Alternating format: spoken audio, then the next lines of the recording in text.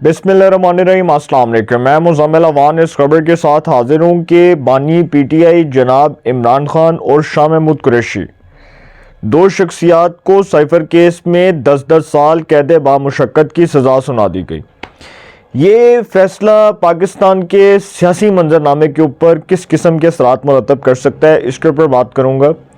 और इसका इलेक्शंस के हवाले से क्या ताल्लुक़ है, क्योंकि इलेक्शन से पहले ये फ़ैसला है और ये एक्सपेक्टेड था, सबको पता था कि ये फ़ैसला आना है और ये फ़ैसला किसी से ढका छुपा नहीं था, क्योंकि सर ये रिटर्न ऑन द वॉल था। मैंने जनवरी के अंदर एक व्लॉग किया था कि इमरान खान को इलेक्शन से पहले सज़ा सुनाई जाएगी और वही हुआ जो मैंने बताया।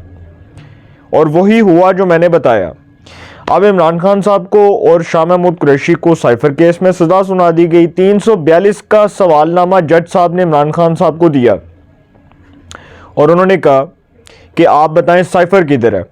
इमरान खान साहब ने कहा वो साइफर ते बाजवा चुके ले गया सी, मैनू तो पता ही नहीं। जज साहब ने कहा इमरान खान साहब आप और शाह महमूद मेरी तरफ देखें। इमरान खान और शाह महमूद ने जज साहब की तरफ देखा। जज साहब ने कहा आपको, इमरान खान साहब आपको और शाह महमूद कुरैशी को साइफर केस में 10-10 साल कैद बामुशक्कत की सज़ा सुनाई जाती है। जज साहब कुर्सी से उठे, बारनू नास के, फैसला आ गया सर, अदालत का फैसला है। इस मुल्क में साबिक वज़राए आज़म को अदालतों से सज़ाएँ हुई, उनके ख़िलाफ़ अदालती फ़ैसले आए। एक तो हमारे ऐसे वज़ीर आज़म थे जिनको अदालती, आप समझ लें कि जिनका जो फ़ैसला था वो आज भी एक जुडिशल मर्डर कहा जाता है। जुल्फ़िकार अली भुट्टो को अदालत से ये फ़ैसला दिलवाया गया। उस वक्त जो है डिक्टेटर ज़ियाउल हक ने अदालत के ऊपर प्रेशर डाला और उस अदालत से ये फ़ैसला दिलवाया कि किसी तरह जुल्फ़िकार अली भुट्टो को सज़ा दिलवाई जाए। और उन्होंने उस वक्त जुडिशरी को पोलिटिसाइज़ किया। उन्होंने जुडिशरी से ये फ़ैसला दिलवाया और जुडिशरी ने यह फैसला दिया कि जुल्फ़िकार अली भुट्टो को तख्तादार पर लटकाया जाए। उनको तख्तादार पर लटकाया गया। एक वज़ीर आज़म साहब जो हैं उनको तो फांसी की सज़ा सुना दी गई। नवाज शरीफ को त्यारा हाईजैक केस में उम्र कैद की सज़ा सुनाई गई। नवाज शरीफ साहब को त्यारा हाईजैक केस में उम्र कैद की सज़ा सुनाई गई। यूसुफ रज़ा गिलानी साबिक वज़ीर आज़म को NRO अमल दरामद केस में सुप्रीम कोर्ट के लार्जर बेंच ने जस्टिस नासिरुल मुल्क की सरबराही में एक लार्जर बेंच ने नाअहल करार दिया और वो मजलिस शूरा पार्लियामेंट के रुकन की हैसियत से नाअहल हुए। वो मजलिस शूरा पार्लियामेंट के रुकन नहीं रहे और उनकी वज़ारत उज़्मा भी गई, उनको भी अदालती फ़ैसले के तहत सज़ा सुनाई गई। नवाज शरीफ को पैनामा के केस में सुप्रीम कोर्ट के 5 रुकनी लार्जर बेंच ने ताहयात नाअहल करार दिया। इमरान खान और शाह महमूद कुरैशी को साइफर केस में जज साहब ने 10-10 साल कैद बामुशक्कत की सज़ा सुना दी। सर इमरान खान साहब को मौका मिला और उनको कहा गया कि आप अपनी सफाई में कुछ कहना चाहते हैं। 342 का जो सवालनामा दिया गया जज साहब की तरफ से फैसला सुनाने से पहले उन्होंने कहा कि आपने कुछ बोलना है। इमरान खान साहब ने कहा कि जी वो मैं ही कहना है कि बाजवा चुप के ले गया साइफर। सर पहले ये साइफर पर खेलते रहे, इनकी एक ऑडियो आई, उस ऑडियो में ये कहते रहे लेट्स प्ले विद साइफर, और उसमें जिस तरह से ये साइफर पर खेले, जिस तरह से इन्होंने ये सारे मामले को सियासी रंग दिया, जिस तरह से इन्होंने सारे मामले को आप समझ लें कि एक रियासत के ख़िलाफ़ एक साजिश के तौर पर इस्तेमाल किया, सर वो एक्सपेक्टेड था कि ये होना है। अब ये कहा जाए कि जी जो साबिक वज़राए आज़म है उनको सज़ाएँ दी गई तो चूँकि इमरान खान को भी दे दी गई है तो इस मुल्क में वज़राए आज़म के साथ होता ही बुरा है। सर इमरान खान साहब का मामला इंटायरली डिफरेंट है। मैं नहीं कहता कि इमरान खान के साथ सही हुआ, इमरान खान के साथ ज़्यादती हुई, बहुत उजलत में फ़ैसला आया, ठीक है। बहुत से लोग कह रहे हैं, लॉ एक्सपर्ट्स कह रहे हैं कि बड़ी जल्दी में फ़ैसला सुना दिया गया, इतनी जल्दी में नहीं आना चाहिए था। खैर बाद में भी आता तो यही आता, लेकिन इमरान खान साहब को ये भी पूछा गया था कि जो 342 का सवालनामा था उसमें वो स्टार्ट होते हैं अमेरिका से, अमेरिका के ऊपर शुरू होते हैं और कहते हैं कि जी अमेरिका ने साजिश की। अमेरिका के बाद वो आते हैं जनरल बाजवा के ऊपर और कहते हैं कि जी ये बाजवा सी इंदे पिछे है, बाजवा सारा कुछ करा रहा सी है, बाजवा दे कहते होया, बाजवा जिहड़ा है सारे काम च किरदार सी, बाजवा मरकजी किरदार सी। सारा मलबा अमेरिका से उठाकर उन्होंने बाजवा के ऊपर डाला, उसका इख्तिताम ही बाजवा के ऊपर किया। और सर साइफर था क्या, देखें ये जलसे में खड़े होकर एक कागज़ ले आते हैं और कहते हैं कि जी ये है वो अमरीकी साजिश जिसके तहत मुझे इक़्तिदार से निकाला जाएगा। और ये आई थिंक 23 मार्च का जलसा होता है। 23 मार्च को ये उठाकर वो कागज़ ले कर दिखा रहे होते हैं। फिर ये सहाफ़ी जो इनसे मुलाकात करते हैं, उन सहाफ़ियों को ये बुलाया जाता है वज़ीर-ए-आज़म हाउस में, और इमरान खान साहब कहते हैं कि जी मैंने सहाफ़ियों को दिखा दिया कि ये था वो साइफ़र जो मेरे ख़िलाफ़ एक अमेरिका की साजिश थी। वो अमेरिका की साजिश थी, वो जनरल बाजवा का भाई, उसमें क्या किरदार था फिर देखें ना। उस वक्त तो नेशनल सिक्योरिटी कमेटी का, कौमी सलामती कमेटी का जो इन कैमरा ब्रीफिंग इजलास हुआ, उसमें इमरान खान के तमाम तर इल्ज़ामात को मुस्तरद कर दिया गया कि कोई साजिश नहीं हुई, कोई साजिश नहीं है सर। उस वक्त तो चीफ ऑफ आर्मी स्टाफ भी जनरल कमर जावेद बाजवा थे। उस वक्त नेशनल सिक्योरिटी कमेटी का इजलास हुआ और इमरान खान साहब का ये कहना था, और वो इस बात पर बज़िद थे कि मेरे खिलाफ अमेरिका की साजिश है। इसका तो सर पूरा ट्रायल हुआ ना साइफर केस का, FIA ने किया, उसके बाद ये पूरा केस चला, उसमें गवाहान, शहादतें, उसमें बयान कलमबंद हुए, 164 का 161 का बयान रिकॉर्ड हुआ, उसमें कलमबंद किए गए। इमरान खान के साबिक प्रिंसिपल सेक्रेटरी आज़म खान जो इस केस में गवाह बने, उन्होंने बताया कि किस तरह से ये केस जो है इसको सियासी रंग दिया गया और किस तरह से रियासत की नाक काटी गई, रियासत की नाक कटवाई गई, किस तरह से रियासत को बदनाम किया गया, रियासत की जो है वो इंतहा की बदनामी की गई।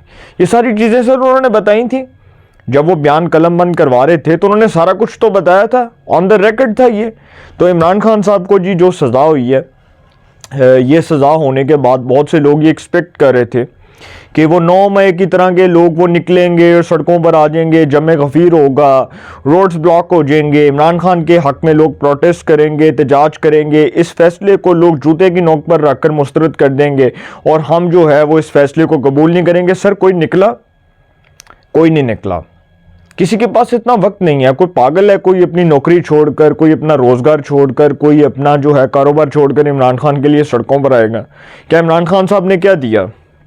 उन्होंने जो 9 में हुआ उसमें वही कारकुन, वही सपोर्टर्स, वही वर्कर्स जो गिरफ्तार है, उनको पार्टी ने क्या दिया भाई? जिल्लत और रुसवाई के अलावा कुछ मिला उनको? उनको तो कुछ नहीं मिला। उनके जो है वो हिस्से में तो सिर्फ और सिर्फ जलालत आई, जलालत भरो प्रोग्राम आया और कुछ नहीं आया, और प्रोग्राम तो बढ़ गया। और जिनको पकड़ा गया उनके मुकदमात इंसदादे दहशतगर्दी की अदालत में चल रहे हैं, एंटी टेररिज्म कोर्ट में चल रहे हैं। फौजी अदालतों में सिविलियंस का ट्रायल होना है सर, ये बात लिखवा लें, ये बात लिखवा लें। वो जो आइंस्टाइन था ना, एजाजुल हसन, जिसने कहा था कि जी सिविलियंस का फौजी अदालतों में ट्रायल कलअदम करार दे रहा हूं, वो शख्स जो है वो आपको पता है वो सर उसने क्या फैसले दिए? उसका एक पूरा पास्ट है, उसका एक पूरा माजी है, उठाकर देख लें। नवाज शरीफ के खिलाफ तासुब से बड़े फैसले, हुकूमत के खिलाफ तासुब से बड़े फैसले, शहबाज शरीफ की हुकूमत को टारगेट, और वो जो सारा गैंग था वो बंदियाल गैंग, उसमें एजाजुल हसन साहब भी मौजूद थे, सर फहरिस्त थे सर। ये सब लोग जो थे, ये किस तरह से फैसले होते थे सबको पता है। साकब निसार के दौर में, मैं ये सिर्फ इतना कहना चाहता हूँ कि ये अदालतें जिन्होंने हमारे पाकिस्तान के साबिक वज़राए आज़म को सज़ाएँ सुनाई और जिन्होंने अदालती फ़ैसलों के ज़रिए वज़राए आज़मों को चलता किया, चलता मतलब घर भेजा, सर इन अदालतों से ये पूछा जाए कि इनके फ़ैसलों से मुल्क को कितना नाकाबिले तलाफ़ी नुकसान हुआ। पूछें इन अदालतों से कि इनके वो फ़ैसले जो पोलिटिसाइज थे, जो सियासी थे, जिससे पाकिस्तान का नाकाबिले तलाफ़ी नुकसान हुआ, जमहूरियत दागदार हुई, जमहूरी निज़ाम की बिसाक को बड़ी बुरी तरह लपेटा गया। इस पाकिस्तान में सर पीछे क्या रहता है? कुछ भी नहीं। हमारे हिस्से में तो सिर्फ जलालत आई ना। हम तो पहले ये कहते हैं, हमारी आदत क्या है, देखें हम जब इक़्तिदार में होते हैं तो मैं मरियम को जेल में डालूंगा, खाकान अब्बासी को जेल में डालूंगा, नवाज शरीफ को जेल में डालूंगा, शहबाज शरीफ को जेल में डालूंगा, हमजा को जेल में डालूंगा, इनकी पूरी पार्टी को जेल में डालूंगा। और मौसूफ जब अपने खिलाफ फैसला आता है तो अपने खिलाफ फैसले को कहते हैं कि जी मुझे तो दीवार से लगाया जा रहा है। इमरान खान साहब को ये जब वज़ीर आज़म थे तो खैर हमारे कुछ ऐसे दोस्त थे जिनके साथ हम बैठकर बात करते थे और हम कहते थे कि आज जो इमरान खान साहब कर रहे हैं कल यही भुगतेंगे, जो कर रहे हैं कल यही भुगतेंगे। और इमरान खान साहब वही भुगत रहे हैं जो कल उन्होंने किया था, आज वही उसका खुमियाजा भुगत रहे हैं और ता क़यामत भुगतेंगे सर। परवेज़ मुशर्रफ जिसने अपने आप को हिटलर बनाया हुआ था, चूँकि 2002 में काफ लीग पैट्रियट बनी और काफ लीग पैट्रियट बनाने के बाद परवेज़ मुशर्रफ मज़ीद ताकतवर हुआ, वो इक़्तिदार पर ऐसे काबज़ हो गया जैसे लगता था कि अगले 100 साल वो इक़्तिदार से चिमटा रहेगा और उसके बाद इक़्तिदार किसी के हाथ में नहीं आएगा। लेकिन सर जो उसका जवाल हुआ, जिस तरह वो इक़्तिदार जवाल पजीर हुआ परवेज़ मुशर्रफ का, अदालत के साथ उसने पंगा लिया, जुडिशरी के साथ उसने पंगा लिया, जिस तरह से उसने अदालतों को नीचा दिखाने की कोशिश की, वो सब कुछ उलट उसके खिलाफ हुआ, वो सब कुछ ऑपोजिट उसके खिलाफ गया। जो वो चाहता था, जो वो रिजल्ट्स गेन करना चाहता था, वो सब कुछ उसके उलट हुआ। उसने लाल मस्जिद ऑपरेशन करवाया, उसने इस मुल्क में जो है वो आप समझ लें कि इस मुल्क का अमन ख़राब करवाने में परवेज़ मुशर्रफ साहब का एक हाथ था। और जिस तरह से पाकिस्तान की जो सिक्योरिटी के मामलात थे उसमें परवेज़ मुशर्रफ के फ़ैसले आप देख लें, और फिर ख़ास करके जुडिशरी से जो पंगा लिया गया, जिस तरह पाकिस्तान में फिर लॉयर्स मूवमेंट चली, और वही अदालत जिसके चीफ जस्टिस को उठाकर परवेज़ मुशर्रफ कह देता है कि जी आप फारग हैं, अब्दुल हमीद डोगर को ले आऊँ। अब्दुल हमीद डोगर क्योंकि घर का बंदा था और अब्दुल हमीद डोगर हक में फ़ैसले देता था, और परवेज़ मुशर्रफ ने फिर अपने जो है उसके PCO के तहत कुछ जजेस ने हलफ उठाया, जिसमें अब्दुल हमीद डोगर साहब भी मौजूद थे।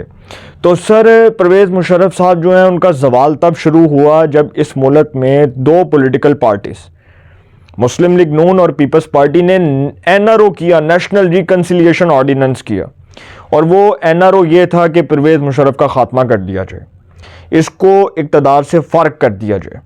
और वो फैसला हुआ, वो दो पार्टीज़ बैठी, उन्होंने NRO किया और NRO करके परवेज़ मुशर्रफ को फ़र्क कर दिया।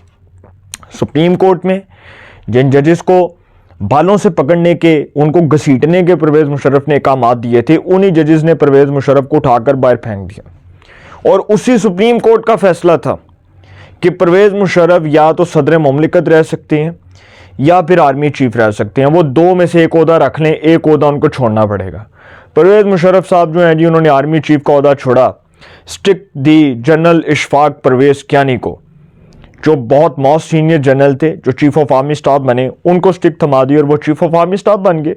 परवेज़ मुशर्रफ साहब जो हैं उनका जवाल तब शुरू हुआ जब पीपल्स पार्टी 2008 के आम इंतखाबात में कामयाब हुई। उसने वफाक में हुकूमत बनाई, सिंध में हुकूमत बनाई, बलोचिस्तान में हुकूमत बनाई, खैबर पख्तूनख्वा में भी उनकी हुकूमत थी, इत्तेहादियों के साथ थी। तो परवेज़ मुशर्रफ साहब फारग हो गए। यही चीज़ इमरान खान साहब के ऊपर थी सर। इमरान खान साहब जो हैं वो समझते थे कि वो जिस हुकूमत में बैठे हैं कोई उनका बाल तक नहीं उतार सकता, लेकिन जो उनके साथ हुआ, वक्त और इक़्तिदार बेहतरीन इंतकाम है और होता है, और हर किसी के साथ होता है सर। नवाज शरीफ साहब के साथ भी हुआ था, यूसुफ रज़ा गिलानी के साथ भी हुआ था, जुल्फ़िकार अली भुट्टो शहीद, जिनको तख्ता-ए-दार पर लटकाया गया, जिनको फांसी की सज़ा सुनाई गई, उनको सज़ा दिलवाने वाला शख्स एक वक्त में मरी के गेस्ट हाउस में खड़े होकर ज़ियाउल हक जो है वो जुल्फ़िकार अली भुट्टो को सलूट किया करता था। इस मुल्क की तारीख है सर, इसको पढ़ें, आपको पता चलेगा। ये साइफर केस का जो फैसला है, ये दरअसल इमरान खान साहब के अपने करतूत और अपने जो भयानक अंजाम है उनकी वजह से है। जो उन्होंने रियासत को नीचा दिखाया, जो उन्होंने स्टेट को नीचा दिखाया, और फिर वो कहते हैं कि जी साइफर लहरा करके जी अमेरिका की साजिश है। यार ये कोई मजाक है? ये कोई मजाक हो रहा है इस मुल्क में? एक वज़ीर आज़म जब वो बतौर चीफ एग्जीक्यूटिव अपने ओहदे का हलफ उठाता है, जब वो वज़ारत उज़्मा की कुर्सी पर उसके मनसब पर फाइज होने से पहले हलफ उठाता है, तो वो हलफ में ये बात करता है कि मैं सिद्क़े दिल से इस बात का हलफ उठाता हूँ, इस बात का इरादा करता हूँ कि मैं कोई ऐसी चीज़ जो मुल्क के ख़िलाफ़ है, जो स्टेट के ख़िलाफ़ है, जो रियासत के ख़िलाफ़ है, उसके ख़िलाफ़ नहीं जाऊँगा। वो इस मुल्क में बतौर चीफ एग्जीक्यूटिव जब हलफ उठा रहा होता है तो वो ये चीज़ सिद्क़े दिल से इस बात का इजहार करता है, इस बात का इतराफ़ करता है। लेकिन यहाँ पर वज़ीर आज़म साहब क्या करते हैं कि जी साइफर को पकड़कर, ये सर कितना बड़ा जुर्म था, इसका इमरान खान साहब ने सोचा भी नहीं था कि ये कितना बड़ा जुर्म है कि आपने रियासत के अंदर रहकर रियासत के रिट को चैलेंज किया, आपने रियासत के अंदर रहकर रियासती इदारों को नीचा दिखाया, आपने रियासत के अंदर रहकर रियासती इदारों को दागदार करने की कोशिश की, जिसकी सज़ा भुगत रहे हैं और ता क़यामत भुगतेंगे। ये उम्र कैद है, आगे अदालतों में चलना है केस, उसके बाद फैसला अदालतों ने करना है। वो क्लियर करती हैं, दैट्स इट। वो नहीं करती हैं तो इमरान खान साहब जेल में, वो एक मुकदमे से निकलेंगे दूसरे में अंदर रगड़े जाएंगे। इसी तरह सर होता है। बस इतना कहूँगा कि वक्त और इक़्तिदार बेहतरीन इंतकाम है। इमरान खान साहब को ये चीज़ अपने दिमाग से निकाल देनी चाहिए कि जी वज़ीर आज़म बनूँगा और उसके बाद आऊँगा और उसके बाद उनको पकड़ूँगा उनको। सर वो सारा कुछ देख चुके हैं, 9 मई के बाद वो सारा कुछ देख चुके हैं। उनको पता चल चुका है कि इस मुल्क में फ़ौज को, पाकिस्तान की सिक्योरिटी इस्टेब्लिशमेंट को नीचा दिखाने वाला वो ज़वाल पजीर होगा, उसका अंजाम भयानक होगा। चाहे वो कितने बड़ा लीडर क्यों ना हो, जो इदारों के ख़िलाफ़ जाएगा उसकी खैर नहीं है। अपनी राय का कमेंट्स में ज़रूर इज़हार कीजिएगा। इंशाअल्लाह एक नए सेगमेंट के साथ फिर मुलाकात होगी। अपना बहुत ख्याल रखिएगा। अल्लाह निगहबान।